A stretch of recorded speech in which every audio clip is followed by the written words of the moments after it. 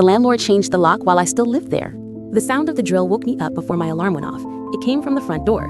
I got up barefoot, opened the hallway of the tiny studio, and saw dust falling from the lock. On the other side, I recognized my landlord's voice, saying he was finally going to leave the place well protected. I was still paying rent there, but the new lock was being installed while I was still living inside. I had taken that studio because it was the only thing I could afford with my salary. The landlord, Julian, kept saying he preferred quiet female tenants. He asked me for extra deposits, a copy of my work contract, my mother's number, and for me not to bring visitors. In exchange, he promised stability.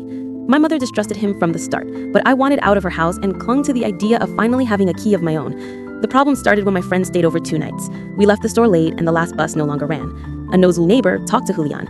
After that, he sent messages saying I was turning the studio into a boarding house and breaking the contract. He claimed he had seen shadows on the stairs and that he would not allow parties or hidden boyfriends. That noisy morning, I texted him from my phone, asking what he was doing. He answered that he was reinforcing security because the neighborhood was dangerous and that he could not wait for me to wake up. He added that the door was his and that as long as I was up to date with payments, I had nothing to worry about. I felt that last part more like a warning than a reassurance. I went to the kitchen for my wallet. All my things were behind that door he was drilling without giving me new keys. My phone vibrated on the table. It was Laura with a screenshot, an email from Julian to the supermarket owner. In it, he said I was causing complaints, that I had shady dealings with people who came at night, and that maybe I was not the most reliable person to handle a cash register. I understood he was not only changing the lock, he was preparing the ground to kick me out and stain my job. If I kept quiet, one day I would find my things outside. My hands shook, but I opened my banking app. I saw the last receipt. That month's rent had been charged with no delay. He was playing with power, not with the law. I went down to the doorman and asked him to write in the log that the landlord was doing work with the tenant inside and without prior notice. I showed him the contract on my phone. Nowhere did it say he could change the lock unilaterally. Then I sent an email to the building manager and another to a tenants association whose poster I had seen in the lobby.